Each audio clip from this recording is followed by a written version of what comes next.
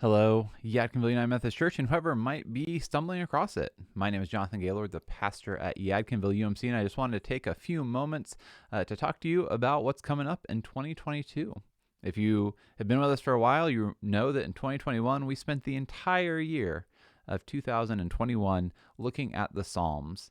We took a break in Advent to look at a psalm-like section of Isaiah and the Magnificat, which are not in Psalms but are Psalms.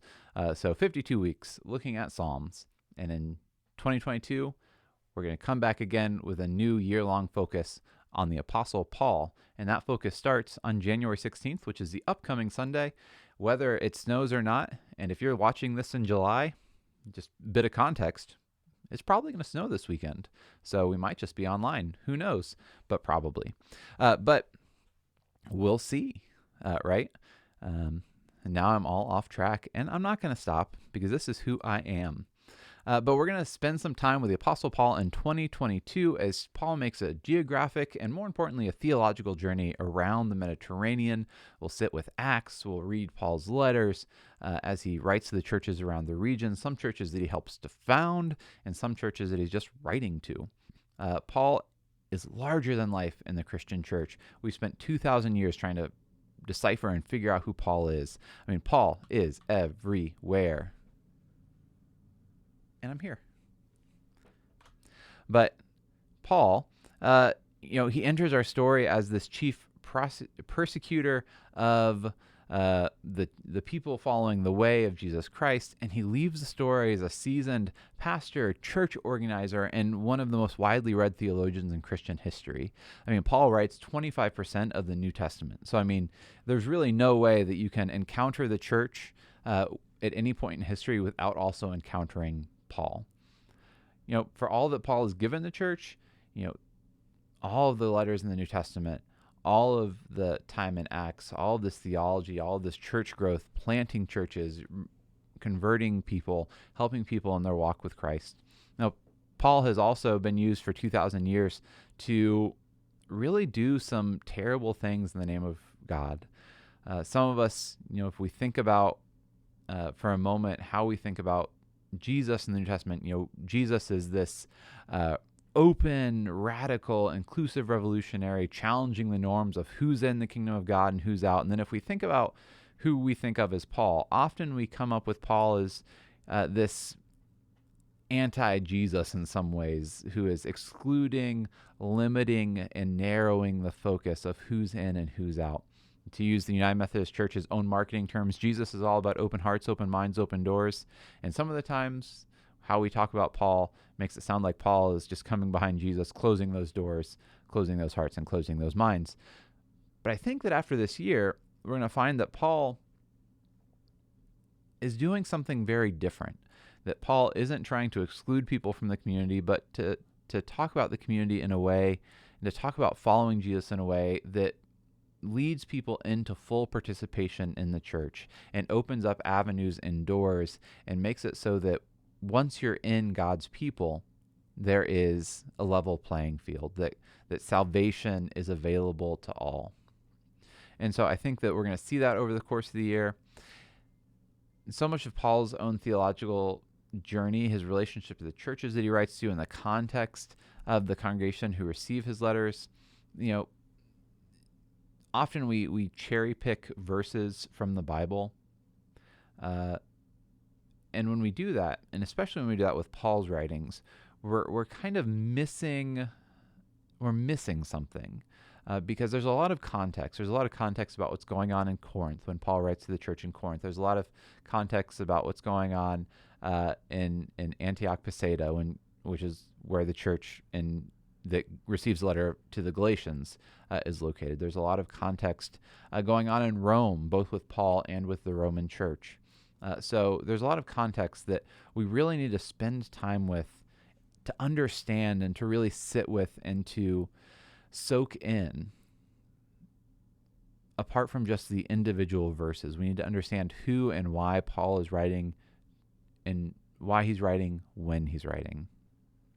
And so part of the reason I like to do these year-long focuses is that even if you miss one Sunday, even if you miss more than one Sunday, we're going to be coming back to that context and really slowly peeling back all of those layers that exist as we try to figure out and understand who Paul is, who Paul's writing to, and why Paul's writing, which really then tells us what Paul is actually saying. I also like doing these year-long focuses because I only have to buy books once a year, and then I have an entire year to read them. So these are all the books. I think throughout the year I'll kind of do maybe little book reports on some of them. On some of them I will not, because they are tomes, and I'm going to use them more as reference materials. But this is my stack of Paul that I'm going to use to inform a lot of my sermons. One of the hot topics, one of the things that we talk about a lot in the church, and Christian theology and training pastors, is the reality that over the last 40 or 50 years, society around us has changed, culture has changed, and at one point in time, we could assume in the Western world that we were living in Christendom. We were living in Christian places where most of the people around us, maybe they're part of a different denomination or went to a different church, but we all had a shared vocabulary, a shared understanding of what it meant to be a Christian citizen. And the culture and the context around us has changed. I mean, the United Methodist Church has been in decline since 1968, which incidentally was also the first year the United Methodist Church was founded. It was when we merged to become the United Methodist Church. And so we've spent all of that time, 50 years, almost 60 years, in decline. And part of that decline is because the church failed to realize that culture was changing around us. And the world that we live in, the world that we inhabit, is not a Christian world. And so the vocabulary that we use, the way we talk about God, the way we go about evangelism, doesn't work now.